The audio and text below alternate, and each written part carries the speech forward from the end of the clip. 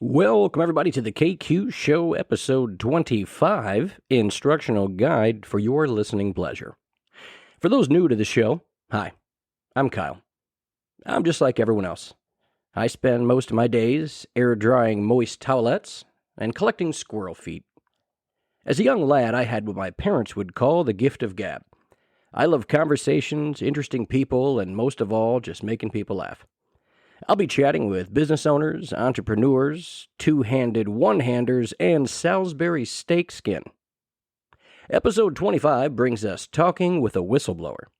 I sit down with my buddy Aaron Frucci. We polish off a bottle of Jameson whiskey as we discuss his Notre Dame career and the stories from his 15 years of being a bartender at Linebacker Lounge.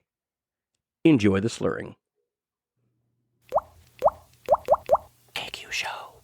My doctor calls me an alcoholic, just because I only smile when I drink.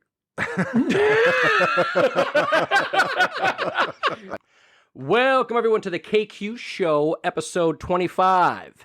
My guest today, diehard Michigan State fan.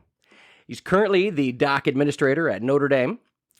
And for almost 15 years, he was a whistleblowing fan favorite bartender at the Linebacker Lounge, Mr. Aaron Frucci. How we doing today, Kyle?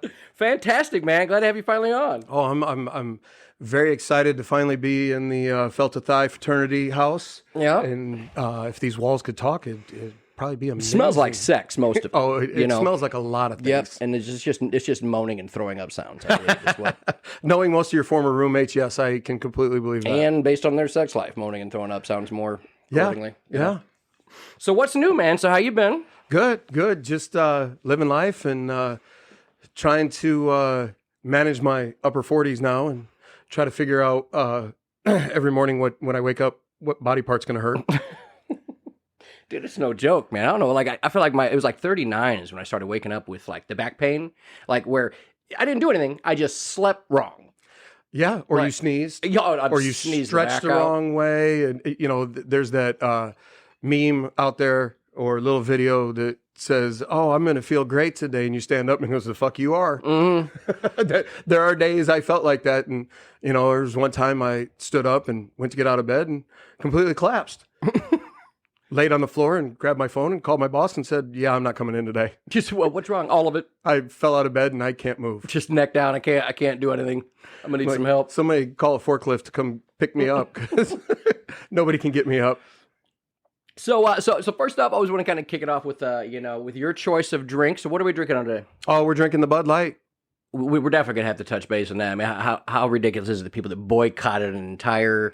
And then the funniest thing, I love it because I'm a Coors Light fan. I just like it. I drink so much. I get too full off of Bud Light. I don't mind the taste of Bud Light, but everybody's like, "Oh, I'm done with Anheuser-Busch. We're going to Coors Light." And then after everybody started just buying a bunch of Coors Light, we sponsor the gay parade every year. Well, and now it switched from Bud Light being the top selling to Modelo, yeah, which is owned by the same company, or they've switched to Mick Ultra, owned by the same company, Anheuser-Busch. Yeah.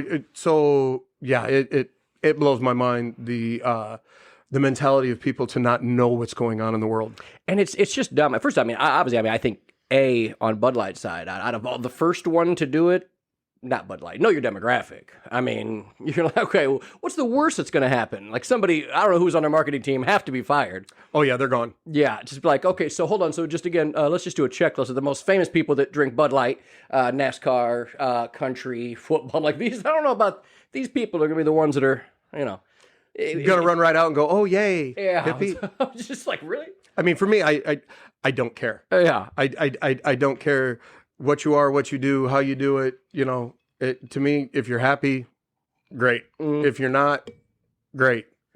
It will never change me. When I first started drinking as a, yes, and I started drinking Miller Lite. And then at some point, I don't know if I didn't like the taste because I'm not a Pilsner fan. And that's a big thing that people don't understand the difference between Miller Lite and Bud Light. Bud Light's a lager, Miller Lite's a Pilsner. Two totally different beers. Now, I'm not a beer snob. We get talking about craft beers and all that. I'm going to go to sleep because I don't like them, and if you do, that's great. That's your thing. You want to start talking. I always tell people when they make fun of me, oh, you drink horrible beer. Yeah, I know I drink horrible beer, and I'm okay with it. Mm-hmm. I said, but if you want to start talking about good things, let's start talking about good whiskeys Mm-hmm. or a good bottle of wine. Oh, well, I don't drink that. Well, there's the difference. Yeah. Okay, you want to drink this type of beer, that's great. Not my thing. Mm-hmm. I'm going to drink, a really nice 2008 Cabernet and sit there and sip on it and enjoy every part of it the same way you would your craft beer. Mm-hmm. You don't like wine? That's great. That's your thing, not mine. So I never get into wine because I was born without a sense of smell. So I can't smell anything. So it just didn't, I had my brother for his wedding. So first up, I'm lactose intolerant and I can't smell. So for his wedding, we go to a wine and cheese tasting. So I'm like, okay, where's the beer? So I can't touch anything. I'm just taking these freaking wine, these little, whatever they got, the little small things, whatever, when you're testing them out. And I'm just swirling it around. I'm acting like I'm doing all of them. And I just go, I just chug the whole glass. She goes, that's not what you're supposed to. Brother's like, it's fine. He can't smell or taste, so he's just going to chug the wine. Yeah, he's just going to go with it, and just he's a special one. He's forgot his prescription helmet. So, but yeah, that's one thing I never got into. I don't get with wine. It's like two things with wine. It is a little dry. It always makes my mouth real dry. Oh yes, very much so. Also, makes me horny as shit. Well, like that and champagne, dude. Those two types of drunks, I gotta lock my phone away. You better not throw any oysters on the half shell, and then we're in real trouble. Man, you end up with gout and pregnant.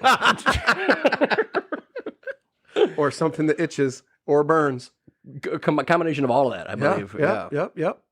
Man, so what? I want to talk a little bit about your gig, man. So, so documentaries. So what is it that you do there? How'd you get to that point? Because I know you started kind of a different position, right? So I started with the concessions company, and that was in the summer of 2016.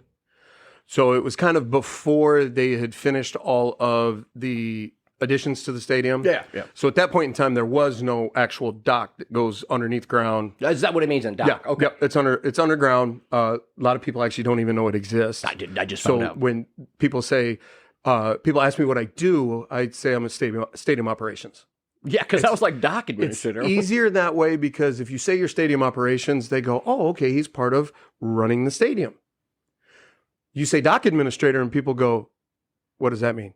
I pick up Trader Joe orders. Yeah. So we'll get to that here in a second. So I started with the concessions company, and with that, I ran the warehouse for the whole stadium.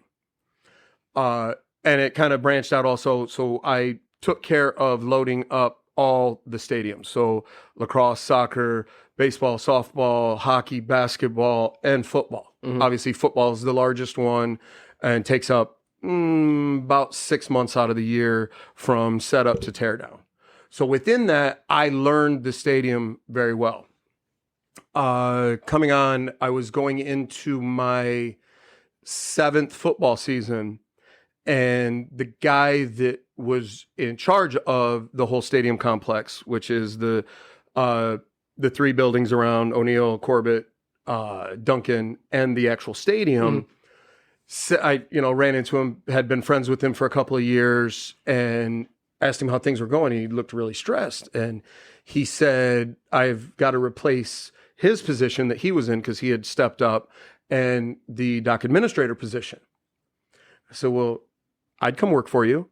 And he looked at me and he was like, "Are you serious?" I said, "Oh, as a heart attack, dude, I will come work for you in a heartbeat." Now, at that time, you weren't technically working for Notre Dame? Or no, I was working for Levy, which is a third-party contractor for and now you'd the be university. A part of... Okay. And he said, "Well, I never thought of you because you have a full-time job." So, well, I'm looking to get better. I'm always looking to get better. Mm-hmm. And he says, "Well, I'm going to be posting the job here soon. Let's run with it."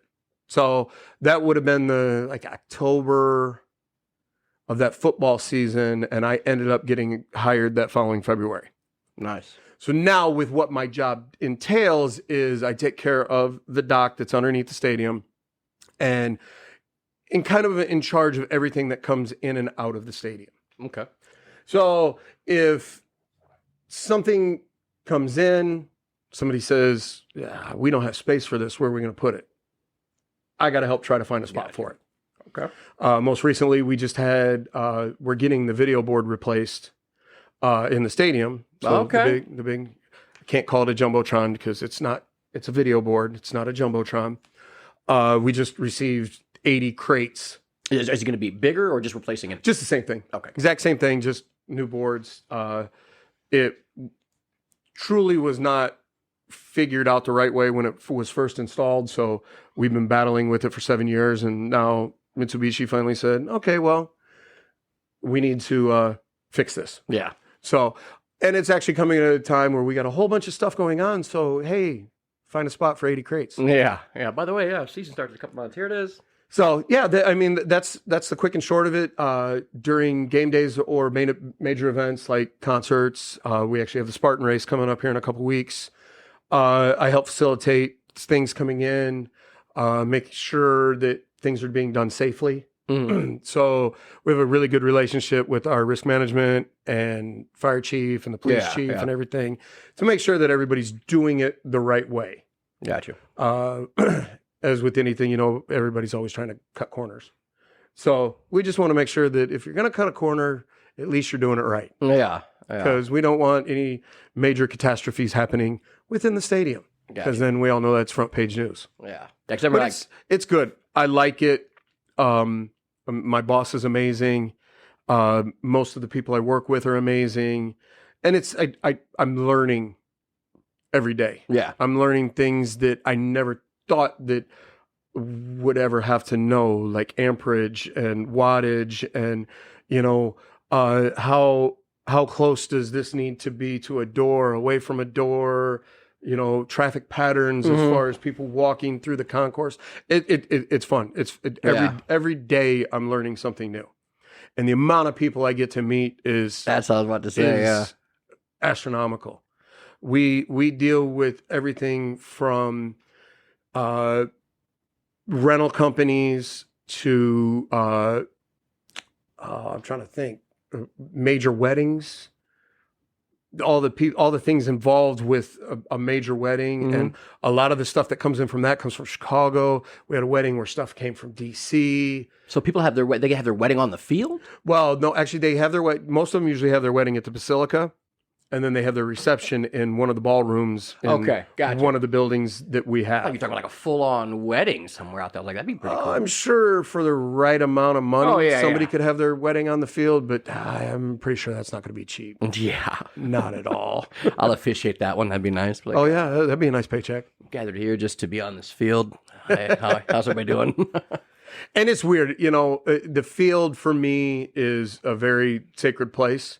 Even though I'm not a Notre Dame fan, I have a lot of guys that I'm friends with that played football at Notre Dame and have taught me the ways of the building, the stadium, the field, everything.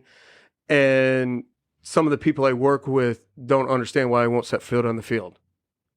Because I didn't earn the right to be on that field. If you're a band member, a cheerleader, a coach, football player, you've earned the right to be on that field because you're in a position that is afforded to be on that field. No, I'll walk her all the way around the field, but I won't step foot on the field. Really? I mean, you're an employee there. You're bringing in, you're helping out. You don't feel like that is true, but I have the respect. And my friends have taught me that. So that is something that that's like a normal thing. It's sacred ground. Oh, okay. Now there's other people that don't think the same way I do, and just walk right out there. Oh, let's go take pictures. Let's go do whatever. And I'm like, no, I'll stay over here. That's crazy. I never even thought about that. And now it's a totally different world when we put the floor down for a concert or graduation or something like that. To me, then it's not a field anymore. Right. Because it's covered up. So I drive my golf cart around, drive a forklift down there, move stuff around, everything. It's a whole different world. But when you can actually see the field, to me, it's not a place you go. I never knew that. Yeah, there is in 2016 when I first started working there, going into the stadium, it's got an aura. You feel it. Oh yeah. There's been a lot of historical things that have happened within that stadium, and people ask me now, oh, you work in the stadium? I'm like, yeah, I've been here almost every day, blah blah blah, and then they're like, oh, well, what's it like at this point? Because now I'll be going into my 8th football season. Mm-hmm. And I've yet to see a game. I'm too busy working on game day right. It's just a busy sit day. down and, there's actually a game going on, walk around the concourse and I see it going on the TVs. I'll look up to see what's going on. Okay, where are we at? Because there's always benchmarks that you hit throughout a game. Right. That you got to be ready for. Something as simple as, I think it's 10 minutes before halftime, the elevators on the one side shut down and nobody's allowed to use them because they're getting ready for coaches' movements. So the coaches are coming down from the press box, that makes sense, headed to the respective locker rooms, so nobody's allowed in any of the elevators. So then you could be stuck somewhere trying to get somewhere else, then it's, okay, well, I guess now I need to use the stairs. Which stairs? I have 2 bad knees, a bad hip, bad back, bad neck, everything. You got a bad Stairs are not my friend. I don't like them. Especially when there's a perfectly good elevator, I mean. Yeah. Oh, I'm only going 1 floor? Hey, it's an elevator. That's what it's meant for, right? Oh, yeah. So, but it's good. It's good. There's not one thing I could complain about it. Like I said, I get to meet some really cool people. I usually don't get to meet the stars, the ones that everybody wants to meet. Mm-hmm. I'm in the mix with all of the back of house people. All the ones that make things happen that nobody ever knows. Gotcha. That's me. I'm one of those. I'm a minion. So who's the biggest, biggest person you ever met just through your job? Like not even just while you're working, but. I crossed paths with Garth Brooks. I didn't actually get to meet him. You didn't give him like a butt slap? No, I tried to, but his security guy was pretty big and didn't think that was a good idea. I've met tons of football players. I actually almost ran over Coach Freeman in my golf cart because I was going down to the field when we were having the field redone, and he popped out of the locker room and was like, "Oh shit, how you doing, Coach? Sorry." And I was almost the most hated man in Northern Indiana. This was a couple months after he got hired, so it was still new to the whole situation. But he's an amazing guy. I've met him a couple of times. Just really nice guy. And I believe he's totally a great human being. Mm-hmm. Not just oh hey, I'm the coach, I got to be nice. No, I think he's a really good human being. Yeah. I think that's what that place needs. I mean, I feel like just hearing some of the stories from just people on the inside about the previous coach, like how he was just like, I mean, just for lack of a better term, just a dick, and just really rude. And it's a completely different atmosphere, completely different feeling. With the 2 previous coaches, they kind of had everything locked down like Fort Knox. Mm-hmm. Now it's a little bit more relaxed. The one day it blew me away. I was in the student center and coach just walked right through the student center like it was nothing. Didn't have security with him. Didn't have all these people, move, get out of the way. No, he walked through, shook hands, took pictures, everything. He's just a dude. He's a regular dude. Just a normal, good guy, good human being. Let's go. Yeah. And I think he's going to be very, very good for the university, for the football team. Just personable. Yeah. People want to deal with people like that. They don't want to deal with somebody who's closed off and, standoffish. Yeah. No, he definitely seems welcoming. I see him a couple times. We actually were eating at like an Italian restaurant, and all of a sudden all the waitresses and waiters disappeared, and they all started setting up this one big long table. Like we couldn't get a hold of we're like, what's going on? And then all of a sudden, like his family walked in. I was like, oh, I bet that's Coach. Yeah, he does have a large family. Yeah, it was huge. I mean, so many people. But yeah, and then I got to courtside for the last Notre Dame game that Coach was there for. Oh, okay. And then he was there on because we got to sit courtside. It's pretty cool. So, but yeah, I mean, it's definitely. I mean, like you mentioned the aura. It's weird, like because we'll just do I'll do rides, like bike rides. You ride around the lakes, and then when you get to stadium, you get this like just feeling, and just being outside of it. But man, when you're in it, it's weird. It's just like you can't explain to people because I'm not a huge, I'm a Notre Dame fan because they're here, but I've always worked on Saturdays. My entire retail career, I've never got a chance to watch sports. We all have. Yeah, so it's like I never really get to follow college sports at all. But it's different when you're there. It's like being a Cubs fan. I'm not a huge baseball fan, but I like the Cubs. So like when you're there, it's just such a different aspect than when, you're just kind of watching TV or when you're just outside the stadium. But we forgot. Yeah, Jameson as well. The bottle of Jameson we got. Yes. Yeah. And anybody that knows me knows I love Jameson. My dog is named Jameson. The other dog is named Bailey. And we were actually 18 hours away from getting a third one. They're Old English sheepdogs, by the way, if you don't already know. The third one was going to be Guinness, and we'd have our own Irish car bomb. Yeah, I was about to say. Then you got a last minute call. Well, it was always ICB. It was always a joke with the wife and I, because me being a huge Michigan State fan and her working at Notre Dame and being a Notre Dame fan, we both agreed that it was not a good idea to name any dogs anything Michigan State or anything Notre Dame. So we thought about it and said, well, fuck, what do we do? What can we name our dog? And I'm going through names, we're both Cubs fans, so okay, no, that's a little cliche. Okay, well, we both like to drink. And I said, oh, she goes, well, what about Jameson? And I said, well, I got to talk to my brother Rhino, because his dog was Jameson. I said, I can't name him Jameson unless I get approval from my brother. And I asked him, he was so excited. And he says, yeah, you can totally do that. He's got to call him J-Mo. Oh, he's J-Mo, 100%. Or it also gets called Fluffy, because when he has hair, he's very fluffy. And then we went and decided to get another one.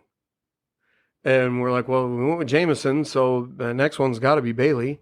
We got to stick with the Irish theme on that. And like I said, if we were going to get the third one, it was going to be Guinness. And I told her, I said, well, because our dogs are getting up there in age. Mm. One's 13 and the other one's about to be 11, which is very old for sheep dogs. They're in the 10 to 12 range. And I said, well, if one decides to leave us, then we need to get another one probably right away. And whichever one leaves us, that'll be the same name. If Jameson's the first one to go, then the next one will be Jameson. You call him Jameson 2 or Jameson Jr. or? We'll figure it out at that point. Like on Simpsons when they had the dog and they kept just putting the hashtag or whatever. What was that? Snowball. Snowball, yes. Snowball 11. Snowball 1, Snowball 2, just keep, and it's magically they kept finding the same ratty ass dog. It was like on It's Always Sunny when he thought his dog was dead. Yes. And just, oh no, you pop his eye right back in. He's all good to go. Oh my God, I forgot about that. Yeah, they started up. Their season started again. I know, and I haven't watched The Simpsons in so many years. Oh man, I haven't either. And it's crazy. The only show that's been on longer has been The Simpsons. Then because I guess It's Always Sunny's been on for like 17, 16 seasons. Simpsons has been like almost 30 years. When we start talking about how long shows have been on, it blows my mind. I was telling a story about something, nothing even important. And I was like, oh yeah, that was back in the 90s. And I was like, yeah, that was like 10 years ago. Then I'm like, people are like, no, it was a little more than 10 years ago. I'm like, oh shit. Like 30 years. Next year I'll be 30 years out of high school. And I'm going, what? That's nuts. How is that possible? But then I look back on it and I go, wait a minute, I have a 22-year-old. So yeah. It happens quick. I guess it would be, holy shit.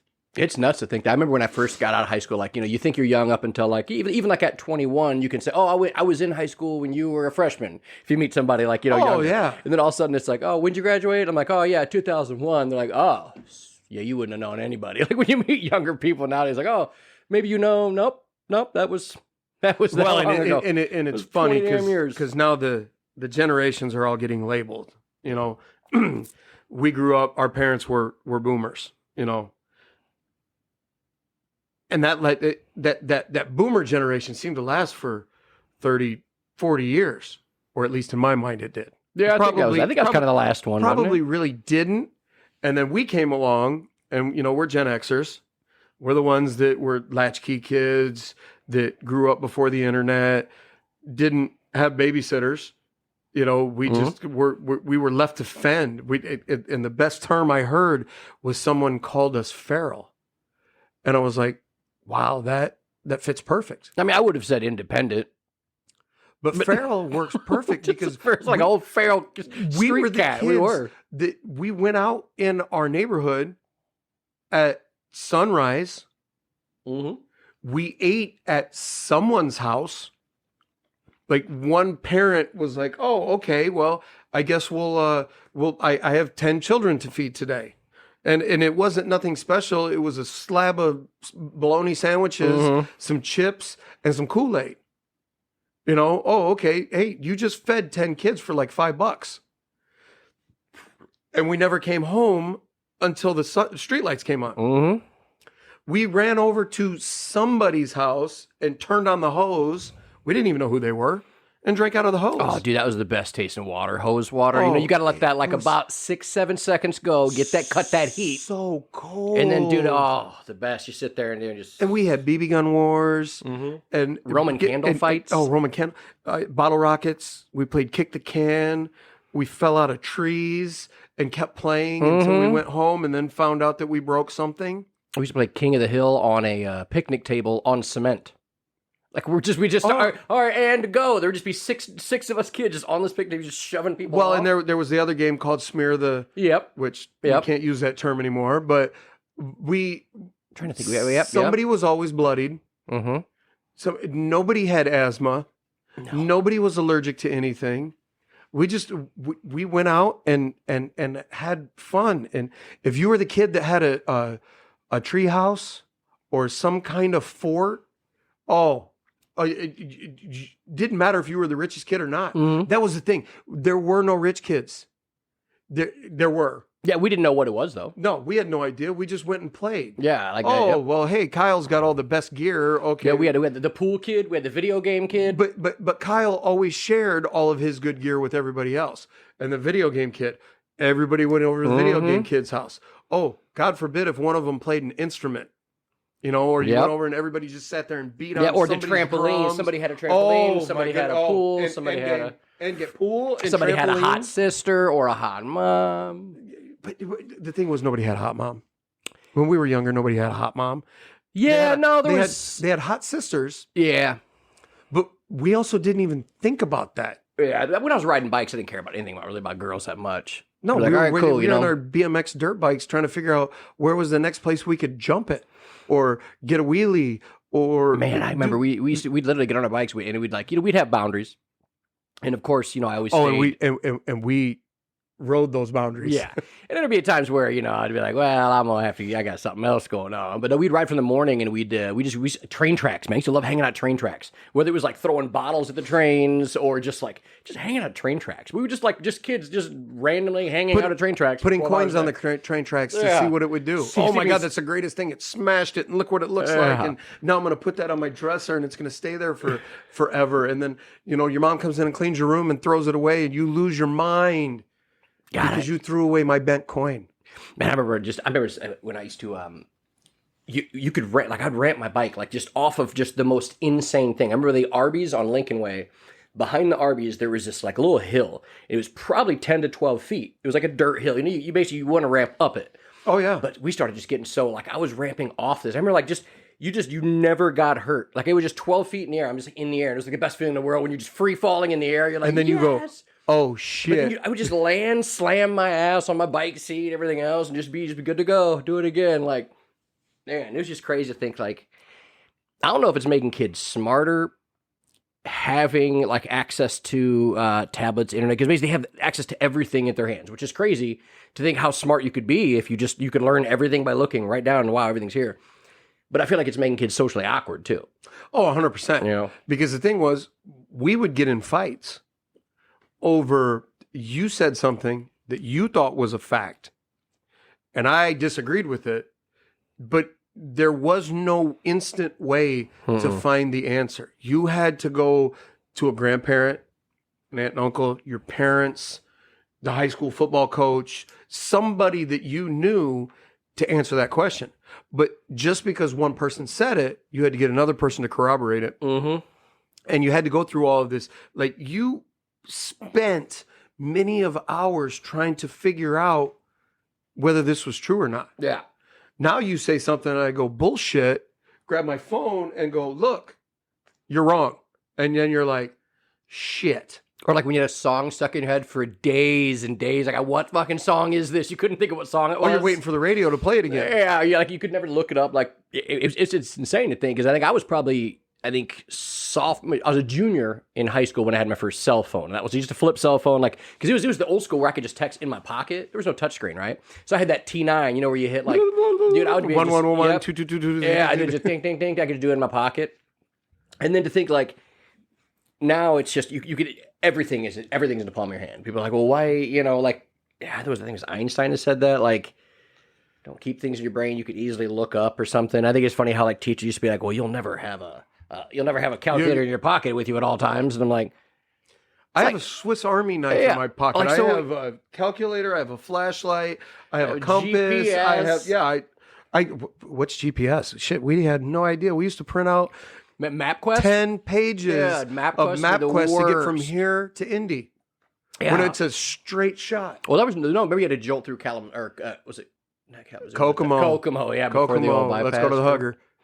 Man, that's just nuts. Well, and back in the day, the trip to Indy was 3.5 hours to 4. Yeah, it was about almost 4. Now it's 2 to 2.5. Yeah, you can get there. You can get about 2.5 hours. But it's not. I remember, man, 4 hours. Like, I don't want to go. There's nothing in Indy. I'd rather go to Chicago.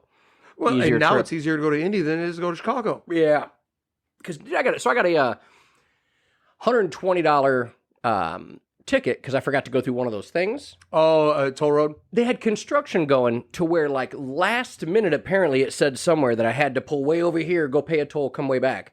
But nobody was paying this toll. So I don't know if everybody that day just got a ticket, but sure enough, they sent me a picture of my plates and everything. I'm like, yeah, I didn't pay that. Yep, there's nothing I can do about that. It's me. $3 and I think it's $120 or something like that.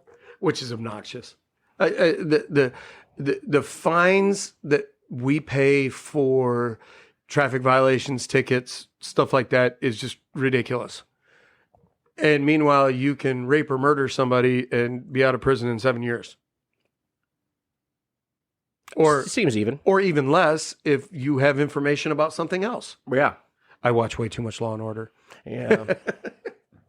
Dude, I started watching, I get in like funks if I watch too much of I get like just a murder kick or something, then I watch something else, and then I watch something else. Then I stumbled across the freaking Jared Subway story.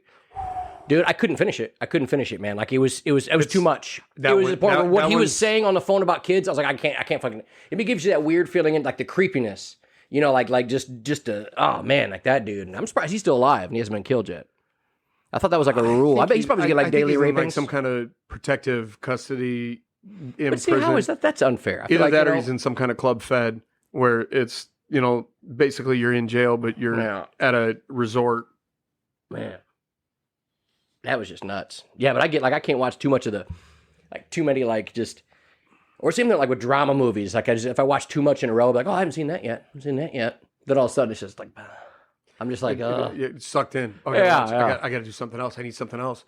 Like I got really sucked into the Murdaugh murders, the one down in South Carolina, where the lawyer killed his son and his wife. Yeah. But then it was also connected to the boat accident, and then the maid or housekeeper got killed, and then there was this other kid that got killed, and like I was sucked into it and was like, I gotta find. I need my fix. I need to find the next one to tell me more. Yeah. Tell me something that the other one didn't tell me. And it's I'm fascinated by those things that there is not an absolute explanation for, like JFK. Mm-hmm. JFK. Yes, we know who killed him. Do we?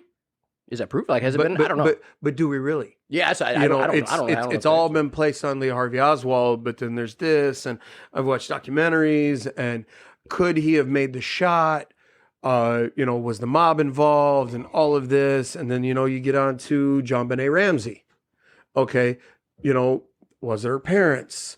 Did somebody actually come in the house and kill her? There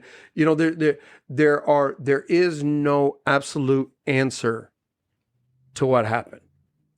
You got other things that are a little bit weird. You know, you look at like the Manson killings. You know what happened. They all know what happened. They've all said what happened. So that's an absolute answer.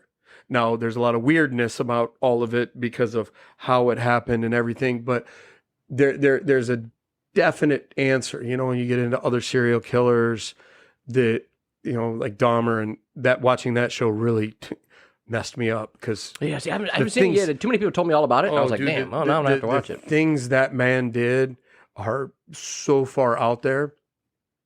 But I get caught up in the things that there is no answer. Mm-hmm. That you can just go, oh yeah, hey, that person killed that person, everything's great. There was one that I watched or got involved in growing up, and it had a what do you call it? Miniseries, which a lot of people don't know what those are now. But back in our day, in the 80s, there would be a 3 straight nights in a row of a movie that was this really dramatized thing. And it was called Fatal Vision. And it was about this guy. He was a Green Beret out in Fort Bragg and had been accused and convicted of killing his whole family, his wife and his 2 daughters. But he said he never did it. And like, got sucked into it. And at that point in time, I think I might have been like 8 or 9 when I saw this and was like, this is messed up, but it's always stuck with me. And I mean, the man's still in prison. I think he's probably in his mid 70s now. And the whole time has always denied that he ever did it. But evidence said it, you know, blah, blah, blah. It's one of those things. There's no absolute answer. It's like, oh God, I need more. It's like smoking crack or doing heroin or something. You're like, I need more. And you can't get the answers because there is no absolute answer. Yeah. Well, that's a question I usually ask on the podcast. So maybe I'll ask you. So is there anything in your life that's ever happened where you can't explain?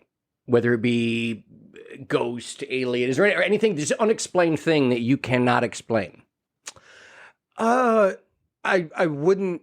I don't delve too much into that. I don't overthink things. I try to keep things simple in my life.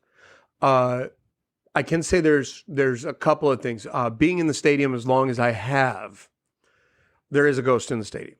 Oh, okay. So hearing it live, because I've heard rumors of this. I've never seen it. I've never specifically experienced it as far as running into it. There have been things when I was working for concessions where we would go do something in a concession stand, like deliver product, have everything all set up, and come back and something stupid like all the drawers are open. For real? Yeah. And it's like, for me, I believe in the supernatural a little bit, not to the point where I'm like, oh my God, this is why things happen. Like I said, I don't overread things. I try to keep it simple, but ask everybody, or nobody else has been in that room and you left it one way and you come back and it's a different way.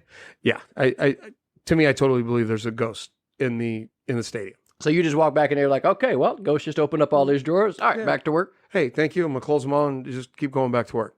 The other one was when I worked at Heartland.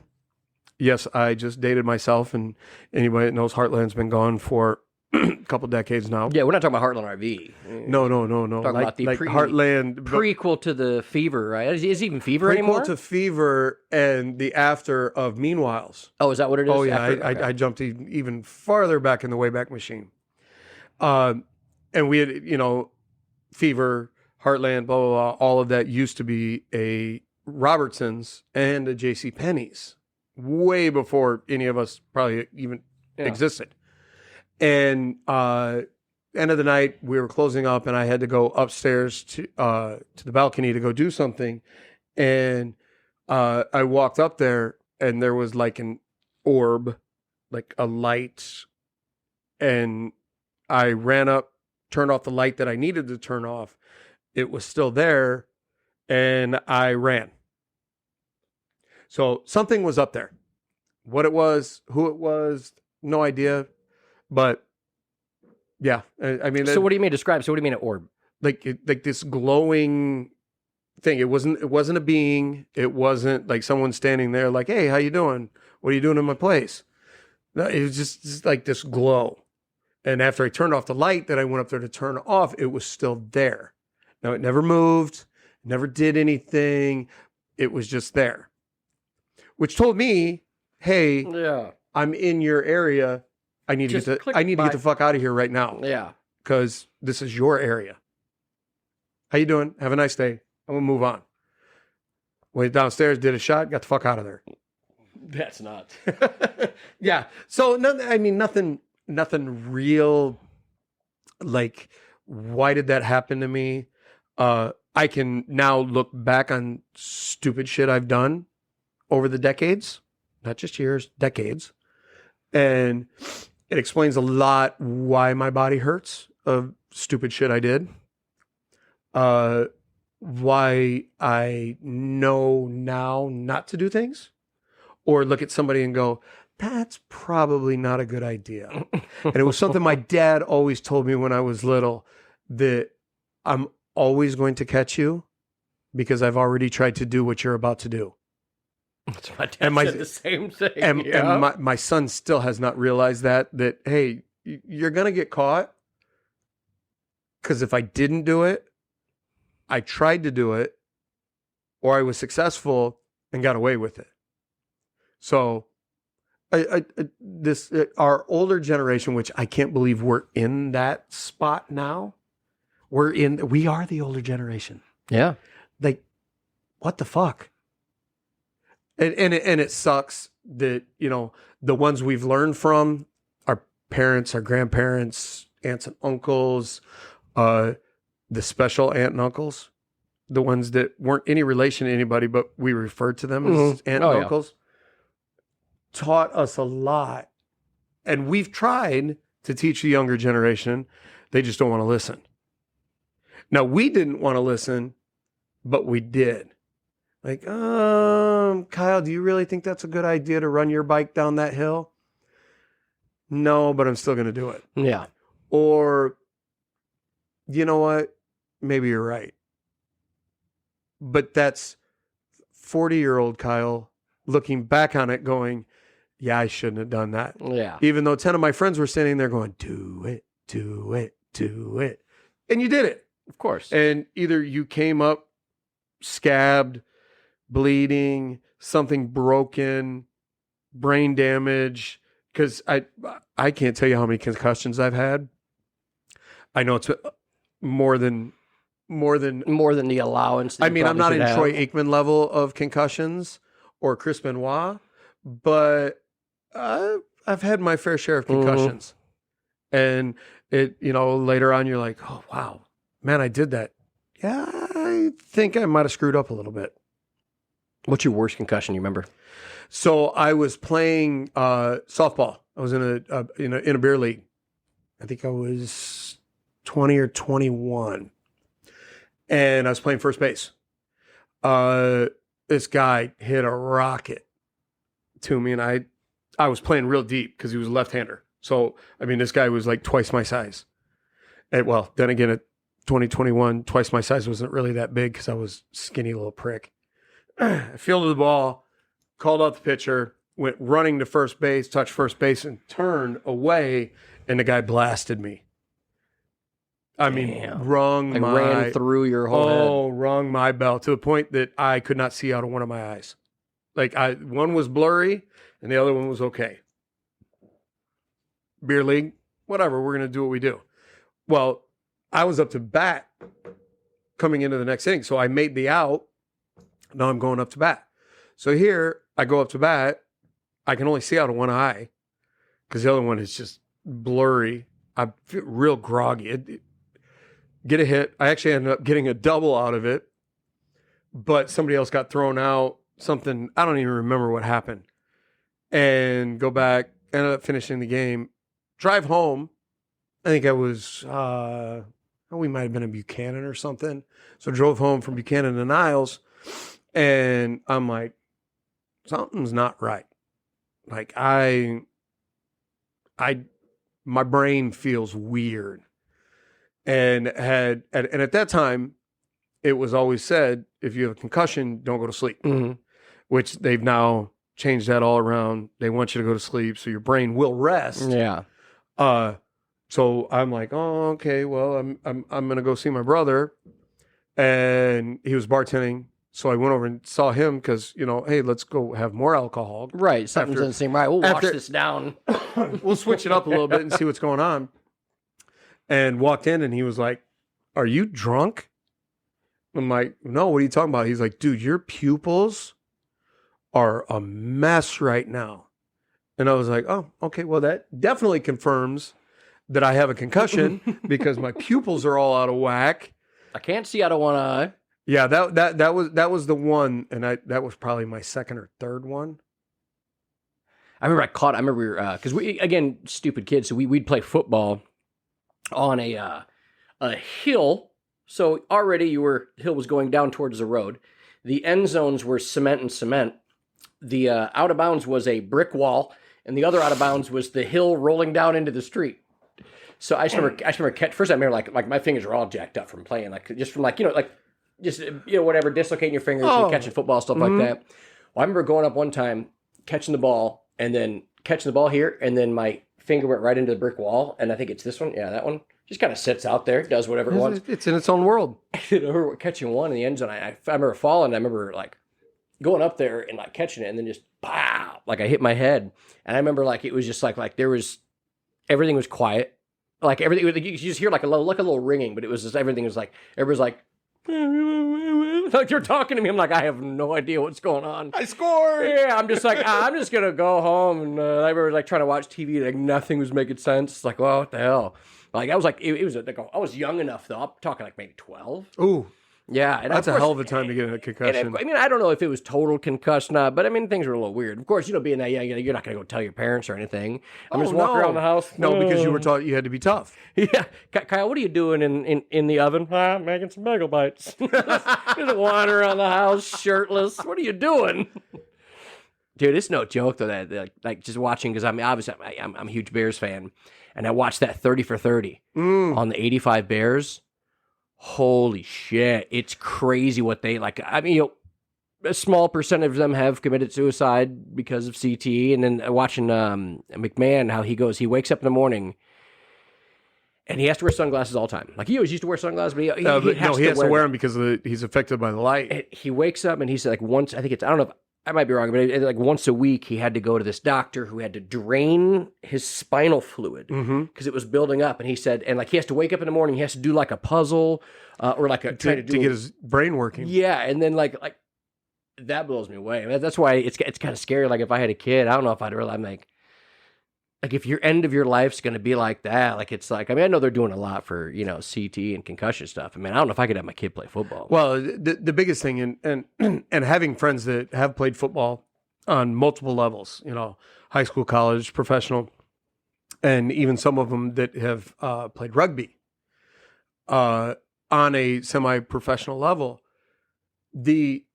we always joke, you look at the way the padding and everything is made these days, where one of my buddies was a running back for Notre Dame, and we look at pictures, and his shoulder pads came up about where his ears are. Little bitty ass helmet with these big ass shoulder pads on. And now you look at these guys, the shoulder pads are 2 inches thick, and their neck is completely exposed. They have this lighter helmet, because back then those helmets were heavy as hell, so you had to have a strong neck to keep your head up. Plus, you had these pads that kept your head from going side to side, almost like the seats in a NASCAR. Yeah, that have it braced on both sides, and you look at the difference, and I go, that's the easiest way to do it. Put larger, heavier pads. Make the helmet heavier. And still do the new things where, don't lower your head, spearing, stuff like that. These guys are going to be a lot safer. The difference was, back then, heavy helmet, you're forced to drop your head because the helmet's so damn heavy. And there was no such thing as targeting back then. And nobody knew that spearing was causing all these concussions, and had neck issues, and just the way they used to practice too. They'd practice full on, like, hey, beat the shit out of each other, So I'd like to hear your top 5, not starting lineup. Okay, but top, top 5 NBA players of all time. Okay. And then don't forget, we're circling back to Mr. Thomas Brady. Oh, we're always going to keep circling back to everything because the way you and I have a conversation, so much shit comes out that we have to circle back. Yeah. I bet there's still questions I bet that some people go, Kyle, on your podcast, you never come back around and answer some people's questions. I go, well, we take journeys. Oh, Conversations are journeys. I'm not planning this shit out. It's all about it. So in no specific order. Well, no. That's not how this works. Oh, no, that's not how this fucking works at all. The fuck are you trying to get it in no specific order? No. That's not how this works. In no specific order, Rick Smits. No. You got no. If you had to, like, listen. This is you have to rank because we're going to give these guys trophies. You've been working for ESPN for 30 years. You are the last guy. You go, hey, here's the rankings of the top 5 NBA players. Let's be nice though. Let's say the time that we've got to watch, because the reason I don't get to say Magic and Kareem and a lot of those players is because I didn't get to watch them. So I really started probably 90, like the first year that Jordan won is when I started. So when I give you I'm starting with players that I got to watch in the early 90s. Okay. There's only going to be one in my group that I did not specifically get to watch. But I will start off with my number 5. Is Kareem Abdul-Jabbar. Okay, and you're going backwards. Oh yeah, I'm going 5 to 1. Okay, got you. Okay, so Kareem's number 5. I'm going to go with LeBron at number 4. Okay. I'm glad he's in your top 5. I'm going to go with Kobe number 3. I'm going to go with Michael Jordan at number 2. Okay, all right. And Bill Russell at number 1. See, so Bill Russell's the one that I never got to watch. Me neither. Because it was before my time. But anytime I have a conversation with anybody about the greatest NBA player of all time. Now, when you really get down to it, you got to talk generations. Because in my mind, you cannot pick one person as the greatest NBA player of all time. Just because there's 5 positions, there's so many different parameters of what you consider the greatest. Well, you said change the game. Yes, and I feel like 100% all 5 of those players you just mentioned have definitely. Every one of those 5 players changed the game, and probably just on the outside of that, number 6 would probably be Wilt Chamberlain. Wilt changed the game, but the thing was, at that point in time, he wasn't playing against a lot of good talent. He was the only one. Well, let's just call it. He was playing against a lot of the whites, which was fun for him, I would assume. Correct. Because I kind of wish I could watch. Like if there was videos of how embarrassing it would be to play against him, I bet there would be just posters. Every white, if there's cards out during that time, just getting postered by fucking 100% posterized. But still, the talent was there because he then made it. Hey, look what I can do as this impact of a player. Maybe that helped other players of different nationalities and colors to go, hey man, wow, holy shit, maybe that's what he. So this is where this moves into talking about Tom Brady being the greatest quarterback of all time. That people think, okay, and everybody thinks that everybody has their opinion. They're like assholes. We all have one. And that's great. Everybody's allowed to have their opinion. Mm-hmm. And I don't always have to agree with it. And you don't always have to agree with me. It's what I think, and that's what it is. Especially based, if you solely, because people go, I'm a fact-based person. Then Bill Russell's the best player that's ever touched the basketball court. That's it. How many rings do you have? Because no matter what it was called then. So that's exactly where I was going with this, because just because you have the most championships or the most MVPs, or the most all-pros, all-stars, whatever, doesn't make you the best player ever. Because that would mean that Robert Horry is better than Kobe Bryant. Correct. That would mean that Robert Horry is better than Giannis. Correct. That would mean, just because you bounce around and get some championships, doesn't mean you were that. Well, technically, if you go down that road, Robert Horry is better than Michael Jordan. I think Robert only has 6. Jordan has 7. 6. Robert Horry has 7? He has 7. I know he got 4 because He got he got 3 with the Rockets. no, he got No, 2. he got 2 with the Rockets. 2 with the Rockets. 3 with that's. 3 with the Lakers, and I think he got 2 with the Spurs.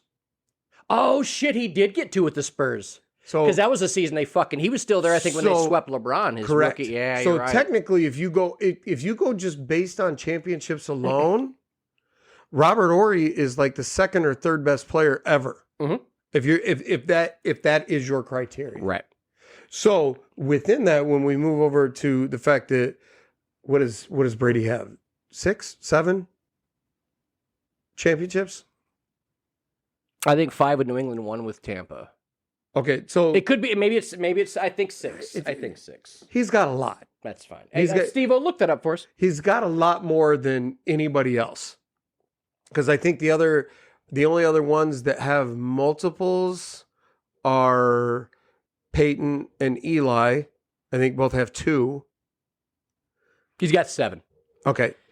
19 he got his last he got with I forgot the 19 with New England. Yes. Yep. So it's 2002. Look at this gap though. Look at this fucking gap. He won in 2002, 2004, 2005. Then 2015, so a 10-year... So he had a 10-year gap because that's when Peyton Manning was tired of getting his ass handed to him by between Brady. 3 and 4. Yep. So he had 5 because his brother, because fucking Peyton Manning's brother was busy fucking beating the Patriots for a couple years. Right. Manning beat him a couple years. The Saints got in there. The 2006 was Saints Colts. So yeah, there was a gap where he was going against your top. Yeah, actually that same gap when Aaron Rodgers, Ben Roethlisberger, Peyton Manning, and Drew Brees all won Super Bowls. Maybe some of them a couple in that 10-year gap. But then 15, 17, 19, 21. So you got 7. Now, don't get me wrong. I have the mad respect for him,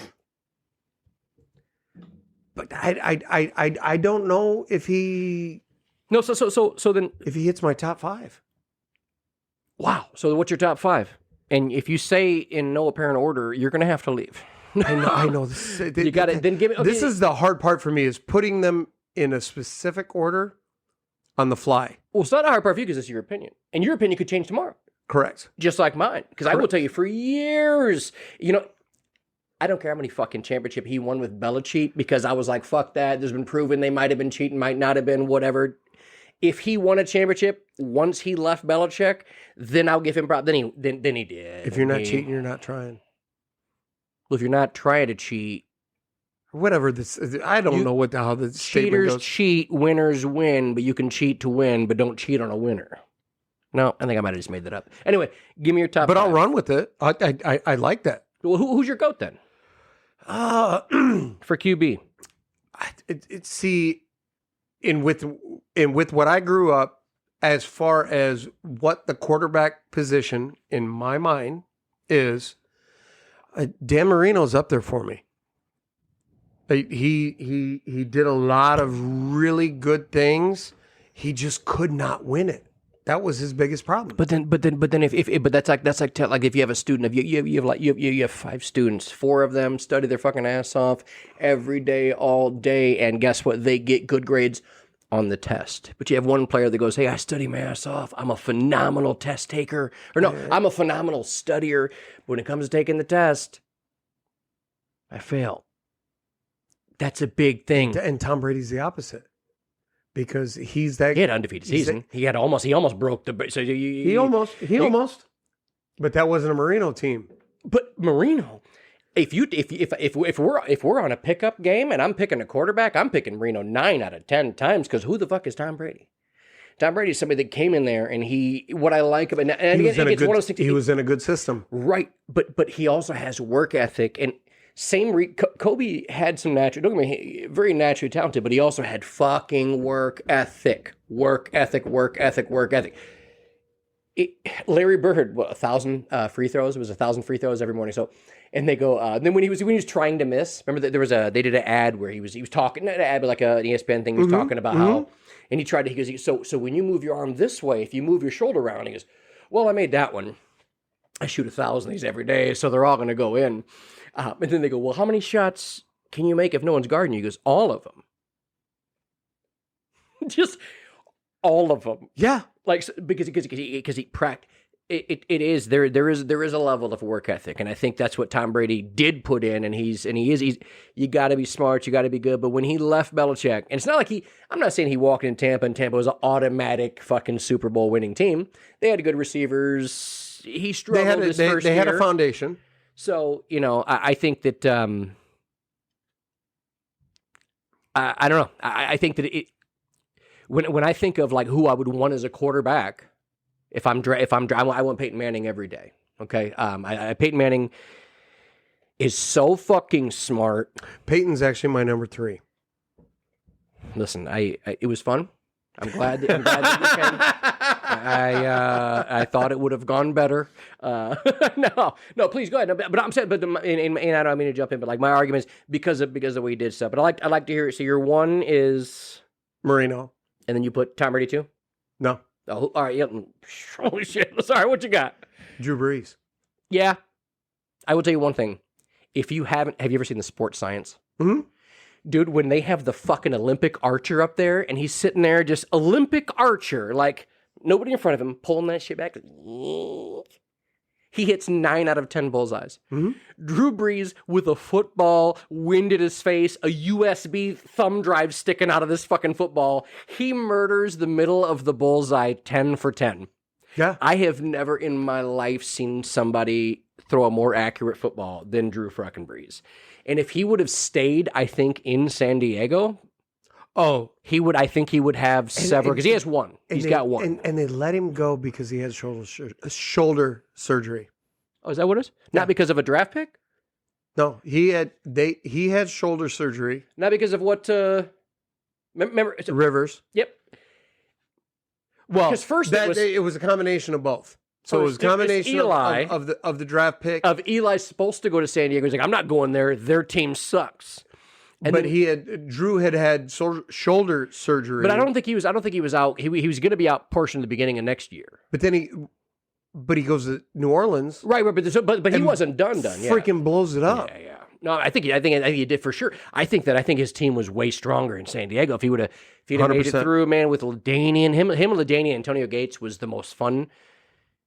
It was bananas to watch that team fucking go at it. LD's my number 3 running back. Yeah, I would put him. Yeah, I would. I had that baby blue jersey. I had him on my fantasy team with the blacked out dude. When he caught, passed, and ran, and he ran 2 touchdowns in one game. Ran 2, caught 1, and threw 1. Yeah. In that game, I had him and Antonio Gates. That was the first time ever. Antonio Gates. First time ever. Yeah, I was like, fucking crazy. Yeah, he was bananas. All right, so you got so I got Marino number 1, Drew number 2, Peyton number 3. I got Tom number 4. And I'd probably say my number 5 would be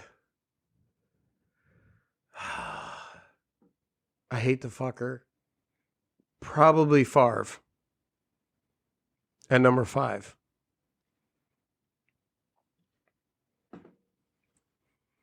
Favre at number 5. You put Favre above Aaron Rodgers? Oh, by far. Now, if Favre got 2, right? Didn't he? Yeah. And Rodgers only got 1. Well, Rodgers, he's going to win this year. Are you smoking crack? He's not going to win a Super Bowl with the Jets. You want to write this down. What's going to happen? San Fran's going to rock Brock Purdy all year, and they're going to be like, maybe not the first couple games, okay? But he's going to start picking up.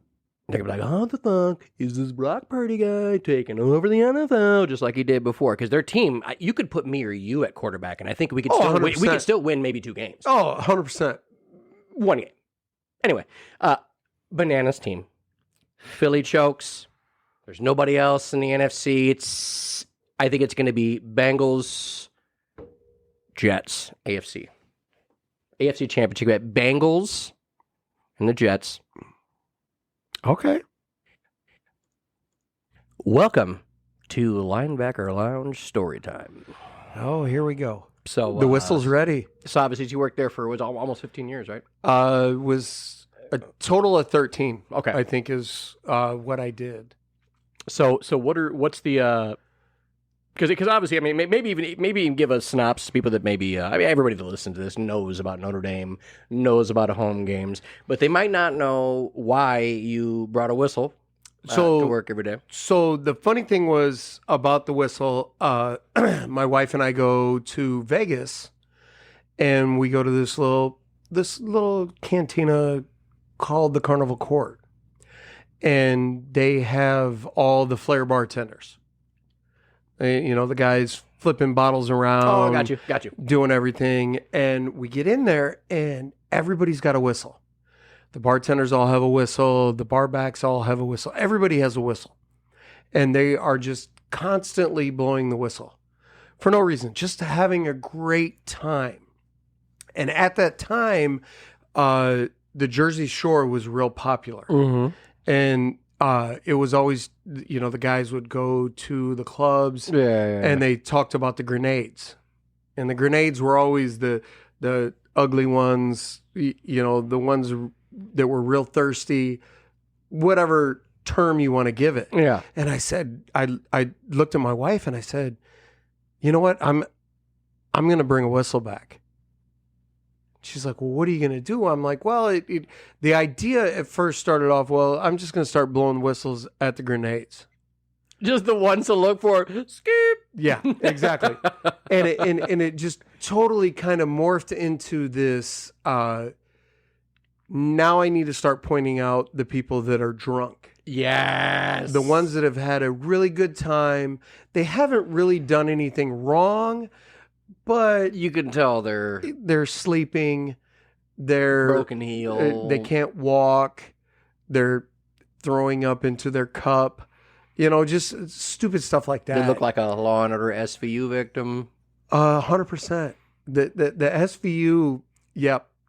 The bright lipstick looked like that they drug them out of it. Were on the opening scene of an SVU laying there, skirt all hiked up. Yeah, just a body. Just a body. Yeah. Oh shit. So it over the years it just kind of kept morphing into this different thing, and it became a, why did Aaron just blow the whistle? Everybody's head would turn because the whistle was loud. Yeah. So they turn and look and be like, oh, what's going on? Who's doing what? Did somebody pass out? Somebody getting kicked out? Blah, blah, blah. Is there a fight? What's going on? So it just kind of, it became its own thing. And as the years would go along, and everybody knew Aaron had the whistle. Mm-hmm. Everything, the music stopped. What's going on? So I loved it. So the whistle, and everybody loved the whistle because something was going on. If you heard the whistle, that meant somebody was getting kicked out. Somebody done something wrong. Somebody was taking a nap. And if you know, there's nothing wrong. But you just wanted other people to know about it. Well, more than anything, it was I needed to let security know that Check that one out about the fall of their amp. It was time for somebody to go home. They had overstayed their welcome, and it was just I loved it. It became and it basically at the point it became, hey, it was time for security to know that, hey, it was time for somebody to leave the establishment. Yeah, because what we did, given what the backer is and how we did everything, we couldn't cut you off.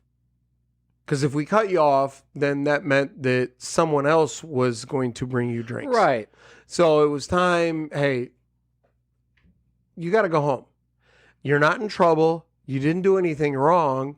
It's time for you to go home.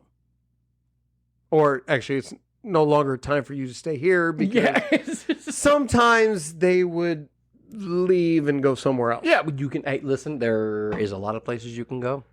Yeah, but right now, Taco Bell. Right now, it's not time for you to be here anymore. So that's where the whistle came from. You would Like, gotcha. Sneak in for a drink. Awesome. Appreciate it. But doing the SVU joke still to this day in our core group, still it's still a term. So the thing is, we've always given everybody nicknames, and usually a nickname came along with something you did or did not do. If you came in and you didn't have a nickname, we liked you, and you didn't do anything wrong. You were right in the middle. Yeah, you were right there. But if you did something wrong, there was Bellevue, there was SVU. Who's Bellevue? We'll talk separate. I'm so excited. Off the record. Yeah, we'll talk off the record. There was SVU was so fucking good, dude.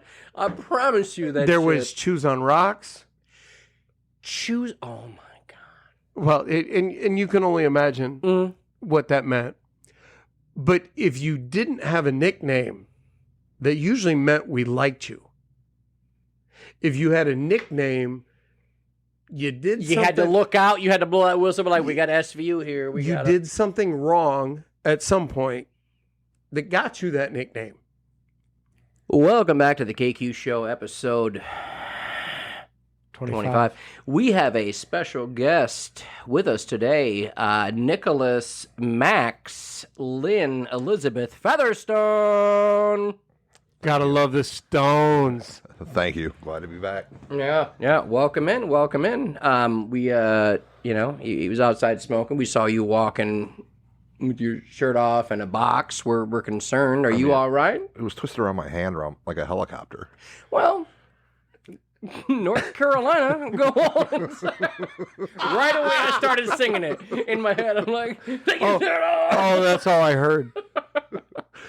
No, so we just got, he had just started kind of talking about backer stories, about how, where the whistle came from, how you'd blow it for, people that were, looking rough, SVU or whatnot, and just things. for pleasure. I mean, bingo. So, so keep going. So what was your craziest, so think about, like, out of all the backer stories you can think of, what's one night you were like, how the fuck did this happen? So I was, I can't even really imagine exactly where I was at the moment. And actually, my man Stone across the way here brought this to my attention that there was a guy behind the bar making his own drinks. Well, hold on. Mm-hmm. I was. Oh, so you're the bartender with your whistle. I'm behind the bar. You're bar backing? No. I'm just there consuming beverages. And some cat just sneaks. So, and the craziest thing is, the whistle is in my mouth, where it should be. 100%. And Stone gets my attention that there's a guy behind the bar pouring the Long Island for himself. Oh shit! So the mix, like he's in there trying to. Yeah. He had 4 cups lined up, and he's just. Oh shit! He was setting up his full blown. Mm-hmm. So I come around the corner, see said individual, and I pick him up by his neck. It was pretty sweet. What do you mean, like? Oh, straight on. 2 hands around his neck, and I picked him up off the floor. I thought you meant like back of the neck. Like no. Like, first off, you got some strong forearm. And I'm going to now head him out of the bar. Outskirts. The door by the pool room. Yeah. Oh hell yeah. He was. He was down by the women's restroom. Mm-hmm. Got you that side of the bar. Got you. I'm in there. And security was already out taking care of it. Yeah, they were taking care of something else. So you took it upon yourself. 100%. How'd this go?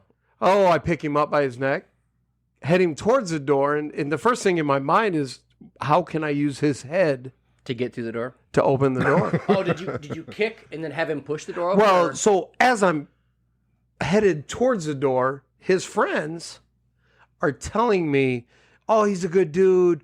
No, let him go, blah, blah, blah, whatever. And I'm like, wait a minute. This guy was just behind my bar stealing my product. He 100%. You're behind the gate at the bank. Yeah. Same you're in thing. You're in the vault. You're in the danger fucking zone is what you're in. The danger zone. So 2 fingers or one? You put 2 in and then a third sneak in. Okay, Yeah, gotcha. it depends on like Lubriderm. Or... So I'm trying to take him to the door, and I'm like, I can't use his head. As much as I want to. Because you have to bend him over to get, because you got to press the... 100%. You have to bend him. Yeah, it's a crash bar. Yeah. So I end up kicking the door open, throwing him out, and I go back behind the bar, and there's 2 guys across the bar, and they looked at me and said, "Remind me not to fuck with you." And you just tossed their friend outside. No, it wasn't even their friend. Patrons. They just happened to see it. And I'm like, I'm so fired up. The adrenaline's at 100. Lift the whole bar. Oh, 100%. That was one of those things too, where like I saw it, but it was like, for one, it was so crowded that night. Plus, I was already like half in the bag. I'm like, Aaron. And it legitimately, when it first started, I'm looking at the stone and I'm going, dude, what the fuck? He's like, do you need a drink? Who has the balls to jump behind a bar? Like, if I were to do that, though, like if I were to get, I could imagine myself being so drunk where I thought, oh, I'll pour my own shit. Never have at the backer, by the way. Never have. Which it would take Kyle another level. You knew the rules, though. Right, but even if I was behind there, one of you would have been like, what the fuck are you doing? I'm like, my bad. That seems terrible. But a random... Like, for me to think I have the balls to go behind... Well, was this a random or a regular? Random. See, that's... Total random. See... And the thing is, I should have had my ass whooped. What do you mean? Dragging this guy towards the door by his neck, and 4 of his friends are trying to stop me. How the fuck I get this guy to the door? That means they with know not getting my ass kicked. He's a liability. That's the dude that's a liability. They're like, oh, fucking God, here comes fucking Nicholas Max. Like, that's what we're like, nah, take him out, man. We'll pick him. Hey, could you? Hey, don't like throw him. Just leave him out in the curb. We'll pick him up soon. That's gotta be a rough day, like where your buddy is that. Like, that's the one buddy you're like, well, just let him. That's one of my crazies. I have one night, I think it was a Notre Dame USC game. Ooh. It might have been a Notre Dame Michigan game. Either way is a very big hostile environment. We had someone go over the bar and step on this guy's ankle. What do you mean? Well, there was a fight going on. Oh, okay.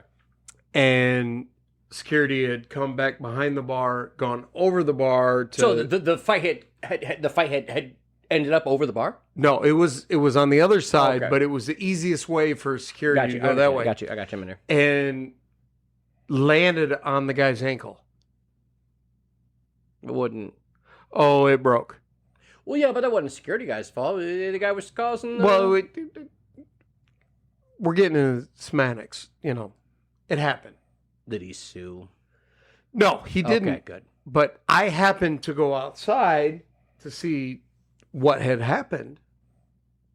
And his shit was at a 90-degree angle. Oh, you walked out there and saw his foot just crick. Oh, yeah. 90-degree angle. Did you poke it? No, I was far enough away. Right. I stayed away from it. But does this hurt when I touch it here? Yeah, I mean, there's a part of me that wouldn't I don't even like to see broken bones, but there's a part of me that wants to go, to see if it's real. And the craziest thing at the same time, his girlfriend was flapping her jaws, had a big, huge purse. Oh, no. Because now we have firefighters, police, everybody involved. This female had a big bottle of vodka in her purse. Wait, so not did she steal it from the bar, or she brought it in? No, she brought it in. Okay. So she was like double negative. Damn. Once he's on fire, she said, "No, I don't even like oh this yeah, guy." She just opens up the purse. Can you set him on fire, please? And just yeah, it was. Man, I remember the one time. The one time Serge worked there, and I was just standing there. I was it was when they hired Wizzo for security. Yeah, exactly. And again, but you know, he'd been around. He's not obviously set up for security, but you know, He had a heartbeat. Dude could still hold his own based on how far he face pushed old boy into the popcorn machine. But anyway, so I go there, and Hector was working there, and Sergio working security. I think Sergio might have been like bar, but whatever it was. Anyway, regardless, I go to the dance floor and I see Hector getting involved in something, and then Sergio getting involved. I see Sergio's yellow ass security shirt run over there, and I see his body disappear. Like he ran, like he tried to grab somebody, but then he disappeared. I go, damn, that means he landed on this guy. Whatever. So I run over there, and I mean, my instincts are, hey, Serge is fighting a bunch of people. Let me see if everything's all right. Whatever. I walk over there, dude. They murked their whole squad. They grabbed all of the people that were mad and fucking yoinked them outside so fast. Serge, he did, when he disappeared, he did hit a dude and then body land on him, and then didn't strike him. He was just holding him appropriately. And I'm like, oh shit's going down. I go over there. All of a sudden, everybody, again, all of their friends were like, no, you know what? You're right. You should take him out. You should throw him out into the street. Like, they gave up his friend real quick. Oh, his friend was like trying to like I don't know what he said, something, whatever. But it was the funniest shit ever to see Hector run over and then Serge go, "Hey man, what's going on?" and just disappear. And then all of a sudden I look over and he's on top of the dude holding him down. I'm like, well, this seems appropriate. we all have that friend that we go, yep, he's on his own. Why are you guys both looking at me? Oh no, no. I remember, man, when Wizzo got, man, the best fucking thing ever. We're there. It's like later in the night. We'll call him Cat Jenkins. Yeah. We'll call him Cat Jenkins. Okay. And there's a rule that we have in our group that nobody touches Wizzy, because Wizzy's not a big fighter. He never causes any problems. Nope. So there should never be a reason anybody ever wants to fight Wizzy. 100%. So we have nobody fights Wizzo. Nobody hits Wizzo. We have a thing, hey, he's not causing anything. He's not a guy that's going to do that. Whatever. So all of a sudden, this dude pushes Wizzo, and Wizzo grabs this man's face by his face, and Wizzo chucks him from the door to the popcorn machine. He doesn't stop until he slams into the, because Wizzo works out. He does. You know what I'm saying? Like, he's a strong cat. Shoves him by the face. Shoves Jenkins into the popcorn machine. And me and Ryan, like right away, like I'm like, because Justin was there, because it was way back in the day when like Justin was drinking. I was like, Justin going down. I slapped him real quick. Hey, fight, you're going down. But then when he face pushed him into the fucking, he goes, oh, I don't even know what I'm here for. Like, Rhino had ran from the corner of the bar all the way around the bar to stop the fight, but dude had nothing else to say to Wiz. He's like, I don't even know what happened. I'm like, it's a Wizzo grabbed him. He just chucked him. We'll talk off. Okay. Yeah, about who it was. But chucked him by the face. Grabbed his face. And I'm going, shit, this is going to be a whole fighting debacle. It's quiet ones you gotta watch out for. Rhino jumped over the bar so fast, like hip like fucking like Dukes of Hazzard jumped over the bar so fast, and then all of a sudden it was just stopped. He goes, "Damn, what happened? I saw you throw you into the popcorn machine, and you're okay comfortably with getting tossed into the popcorn machine. Then that's how the fight happened. It was the best."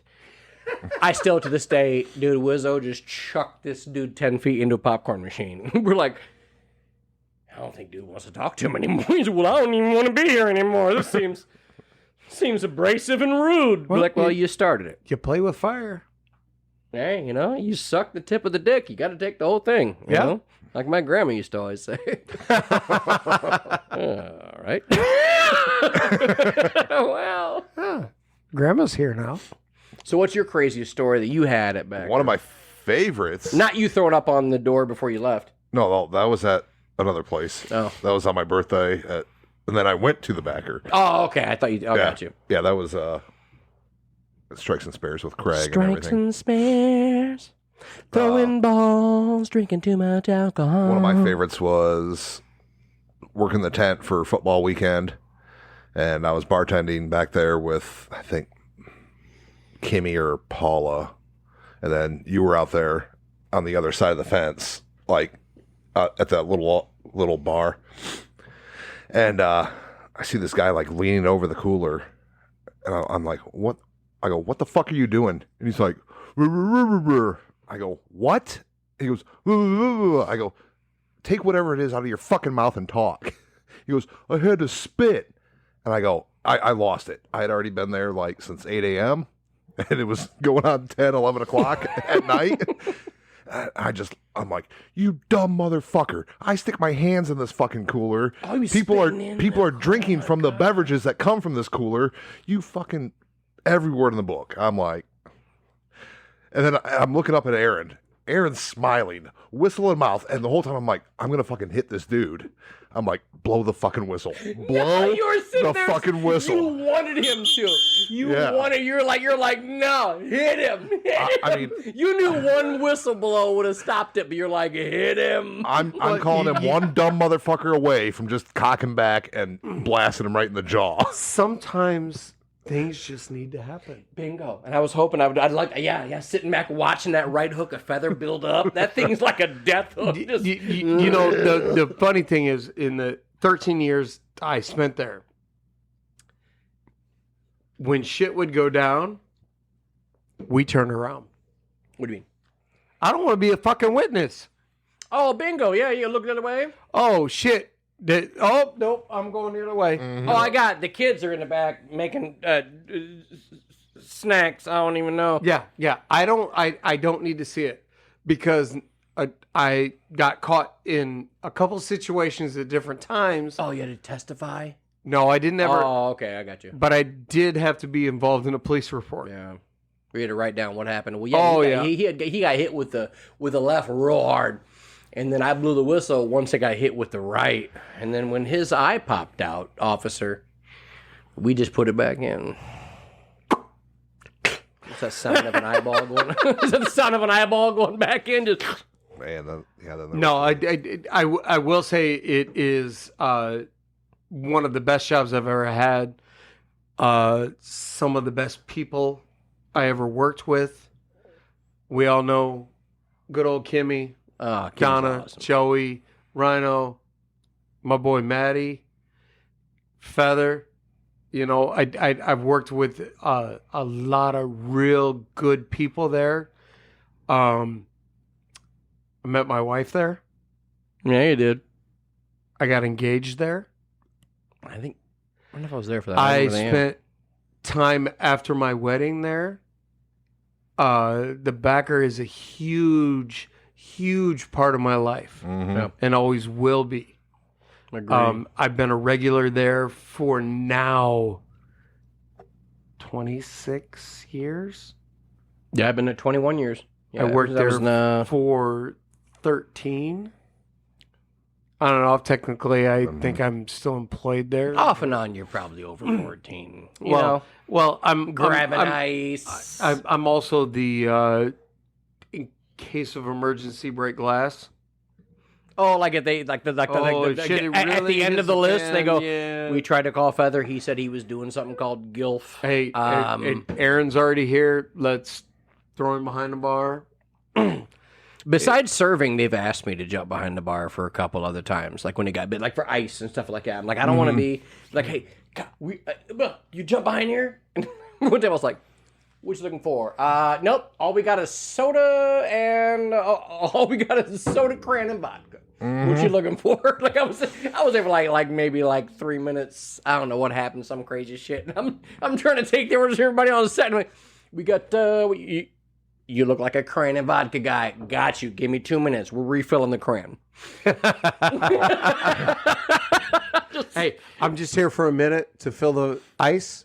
I'll get Yep. the next person in here for Bingo. you. Oh, yeah. I still have to this day, I have like 15 backer tokens, the wooden nickels. Still have them. I just kept keeping. Yeah, and the crazy thing is they don't mean shit now. If you refill this ice, like, I would have done it for free, but fuck yeah. Yeah, give me them tokens. So eventually I hope that, I guess I only have 11. It's not going to be very much of a bar, but I'd like to cover a bar with backer tokens. That would Have to spread them out. Maybe throw in some Thurman Thomas cards. You know, when you laminate it. Oh, hey, Hear that. That's there's more than corn in Indiana. There's Indiana Beach. At Indiana Beach. Only people 40 plus will laugh at that one. Well, yeah, because does it even exist anymore? I don't know. I Remember think the it little does. crow? There's Yeah. more than corn at Indiana Beach. He was like the WBC WB frog. frog. Or WB frog. Yeah, he was on there every. What was it? Michigan Forest? J Frog or whatever the WB. Oh yeah, Michigan. It's like his name is like Michigan something. I like that. Feed the deer, ride a hot dog. Feed the deer and ride again. You remember Deer Forest? Feed a whole world deer, of ride fun. a hot dog. Eat a deer and ride again. Dude, we scooted off so bad. It's eat a hot dog, feed a deer, ride the train, and ride again. Do whatever you want to do. Fuck a hot dog, ride that train, do it. Dude, every time we were bowling, we'd skew it off. Sounds like every ex-girlfriend. Eat a hot dog, ride that train, and fuck a deer. Hey, fuck It a hot seems- dog, eat a deer, whatever. Sometimes you're riding trains and eating deers, you know, and possibly fucking a hot dog, but what, So no. I'm gonna stop you right there. yeah, get in there. What is your best backer experience? Man, the Cubs winning. Were you there that night? Yes. Okay. So much happened, and so many things happened that year that blew my fucking mind. Cleveland beat the Warriors. Never been down. Oh, 3-1. down by 3. Nobody has ever been in a 3-1 series and won. Yeah, Flat yeah. out. Hey, and then the Cubs Give turn me around a and do month the exact later, same and then thing. they have did the last game a rain delay. Fuck. Then we come back. Then there was that bullshit with some fucking fake call. Then they end up winning, and it was the epitome. No, I mean, for sure. It was. Everybody was there. Everybody was a Cubs fan. We sat there, watched that fucking rain delay, like a storm, like lightning. We're like, man, come on, what the fuck? And then all of a sudden it came back on. It was game, set, match. That was the epitome. That was probably my best night. Bingo night. I got real hammered one night, and I kept playing a game called Bingo. I got real hammered, and I sat out front, act like I was checking IDs, but I just kept doing Bingo. I was like, be more quiet, or you're not going to come inside. Do you hear me? Okay. I would not let you in. Go to the back of the line. Like I sat there in a chair and played Bingo and did the letters and just kept telling people they're not allowed in. And word, we don't allow that here. Seems like you say it. Go to the back of the... I was like, Jesus Christ, we're not allowing you in. Back of the line. I sat there and played Bingo with people coming into the back. Or like, they were paying their things, coming in. I just kept making them go to the back of the line. Was that when Pat was chapsticking people? No, it was Okay. oh my God, total different night when Pat was chapsticking cats. You know, I have 250,000 views on the video of Pat chapsticking people. Oh yeah. He just sat there and he just goes, "You got your ID on you? All right, cool." He took his chapstick out, swiped it on their hand. Go on in there. He's like, "That's chapstick." He goes, "Go." And he kept such a straight face. He did it for like 3 times in a row, and I pretty much lost it. I was having a ball. 250,000 people liked that video on... TikTok? Yeah, I had an old TikTok account. I don't know how to get back into it, but... I was like, right away, I was like, this is something funny. I'm going to load this onto TikTok. And then I don't have the password, but that shit was, every day I would, because while I had it, I go, Pat, 100,000 people have liked this fucking video. And then I get 200,000. Pat, 250,000 people have loved the fact that you did that. I got paid nothing on it, but All right, Stone, what's your favorite? Man. Probably the Cubs World Series was one of them. Even though I was you there? working. Yeah, I was working. oh yeah. Now I remember him getting us to my bed. Hey, yo, bitch, give me another drink. Yeah. Yo, No problem, Kyle. where that ice bitch at? Rhino running around the bar with the W flag like it's the Superman cape. It was an amazing fucking That was a fun moment. I'll go cheesy and just saying that, like, if it wasn't for the backer, I would have never met you, or Maddie, Rhino, just the great people that I've met. The best was his experience of me playing darts was my best experience of him. Well, for me, being one of the backer bartenders and the amazing people I've met over the last 20 years. Mm-hmm. Not even the ones that include when I worked there, time before when I was hanging out there. I've got to meet a lot of really amazing human beings. And I know you keep hearing me use that term, human beings, because there's a lot of good people out there. There are also a lot of bad people out there, but there's not a lot of really good human beings. That's an awesome quote, man. And being able to sit here with a person who invited me on his podcast, who I believe is a very good human being. I like to put myself at like a 76%, like a C plus ish. No. You're B minus. You think I'm low maybe B's? a B. Okay, yeah, You're at least in the B set. I'll take a solid B. And another My one of my breasts good are friends in Stone being just great human beings. I've not always liked what everybody has done and the way they've acted, but we all act stupid at some point. I've done a lot of stupid shit. You've done, whatever. But being a good human being is something I look for in people I want to be around. Mm-hmm. Surround yourself with good people. And people I hang. It's good people. You may have done stupid shit. You may have done stupid shit. I've done probably a lot more than maybe you have. Oh, and trust me, the one appreciate speaking right now has done plenty of stupid shit. He's like, I brought a binder. But if you are there for your people, Yeah. and you are doing good things. Okay, I'm not a very religious person. I got you. I'm in there. But if you are doing the right things, don't steal, don't cheat, don't, all of that. You're a good person. You're a good human being. That makes sense. There are a lot of people out there that do things that are not good human beings. And that's all that matters to me. Yeah. I'll take you, I will take both of you to fucking war with me in a fucking heartbeat and not question your intentions. Yeah. Because I know you're good human beings. But you know what, Kyle, you are a fucking amazing human being. No, I appreciate that, man. And I love you. Appreciate that. Stone, I love you. Love you guys both too.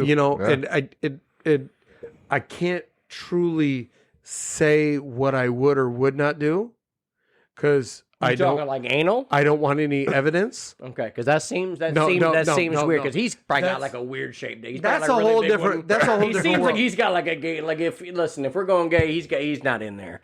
I can't do it. I feel like you got like a two-hander. We're not doing that. Well, I have a hard poop on the Monday. Hey, the Monday after Super Bowl, bro. That cheese poop. Not having sex with you, Feather. I'm sorry. That's bullshit because that's you'll not find somebody. That's not happening on Monday.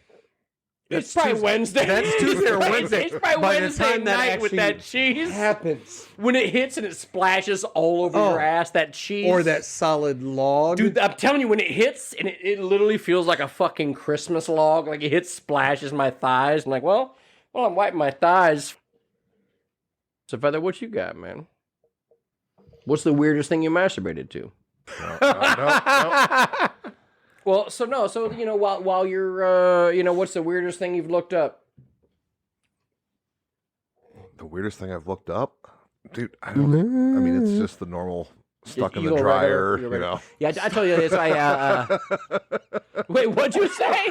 It's just Regular what? It's just the Just a normal. regular stuck in the dryer.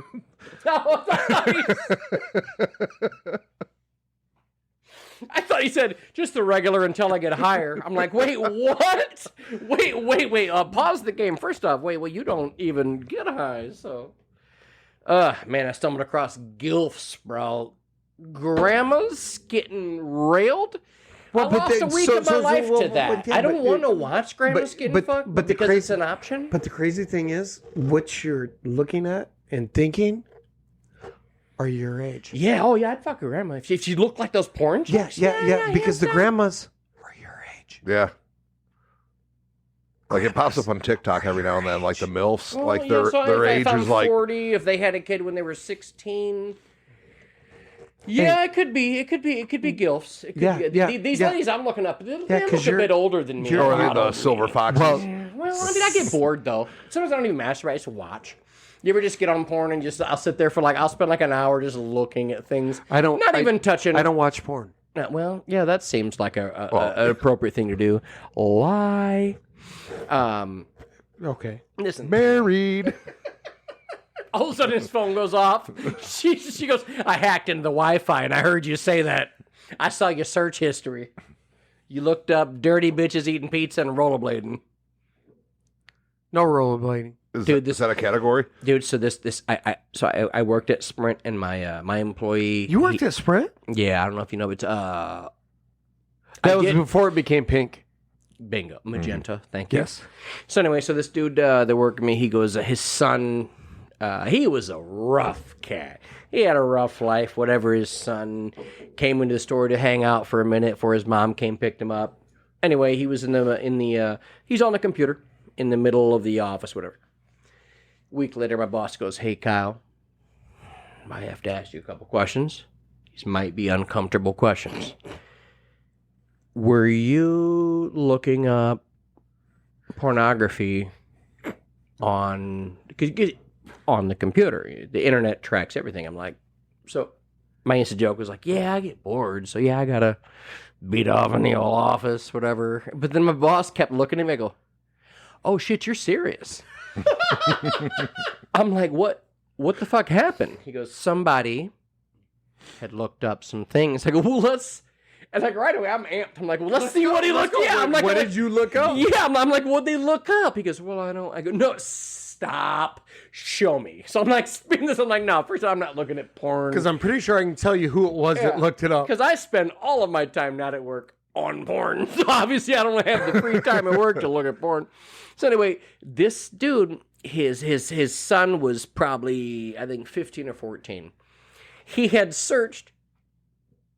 Follow me now. Let me tell you about what this kid's problems are going to be in life. He looked up white bitches getting fucked by black guys while eating pizza on roller skates. I swear to God, that's what this 14-year-old kid typed in search. We can look at everything he typed in. Bitches getting fucked by black guys while rollerblading eating pizza. And I think there might have been some pepperoni, whatever it was. And I go, and he said it to me, and I'm trying my hardest. I'm like, I'm going, what? Say it again. I'm just trying. My boss. No. I want you to say it again. Yes. Just so I can check my reaction. With the camera out, say it again. It was. I go, and I was fucking dying. I'm like, first off, that is so fucking specific. Like, if this dude doesn't find he's white, so he's already out the mix. I don't know what he's trying to get into. But the best is I had a conversation with the dude's dad. I go, hey, man, so just to give you a heads up, your son almost got me fired because he was looking up white bitches fucking black dudes while eating pizza and rollerblading. I go, yeah, your son has that typed in his search history. He's looking for that specifically. And I gotta tell you, it might be rough on his life, but I want you to know that's what he searched for. That kid at this point in his life, he's that specific. He's like, no, what you got? Air Forces? No, I'm looking for bitches with roller skates. We're not. No, what you?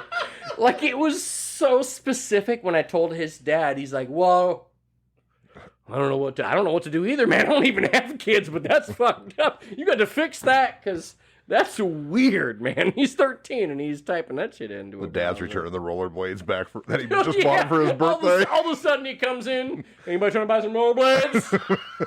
Did that come with that medium pizza? All right, Mr. Aaron Elizabeth Frucci. It's question time. Let's go. Oh, let's Are go. you ready? All right. Now, I know that there's a lot of skews off on this question, but Aaron Frucci, what's the best sandwich? Oh, are you kidding me? It's an Italian sandwich. Elaborate. We'd like to know what bread and meat are in there. Oh, we're going French bread, 100%. We're doing a little bit of ham, a little capicola. Always got to have the mozzarella. You know, we're gonna throw in some red onions. You know, some tomatoes. It's the whole thing. You got to put it. It's a hero. It's putting it. See? We're talking at least 6, if not 12 inches in length. Yep, which is what most white guys have been saying their entire life. Well, we ain't carrying it, but anyway. I mean, we start at 5, and then we'll work up to 12. But you know what? You got the meat, you got the veggies, you got the cheese. What's your toppings? What are your condiments? You condiment cat? What are you putting on there? A little bit of mayo, a little bit of Italian dressing. So a little O&V. Wine in there. You know, just everything. It's there. It's messy. Mm-hmm. Eat it. Slopping all over your face. You need to have several.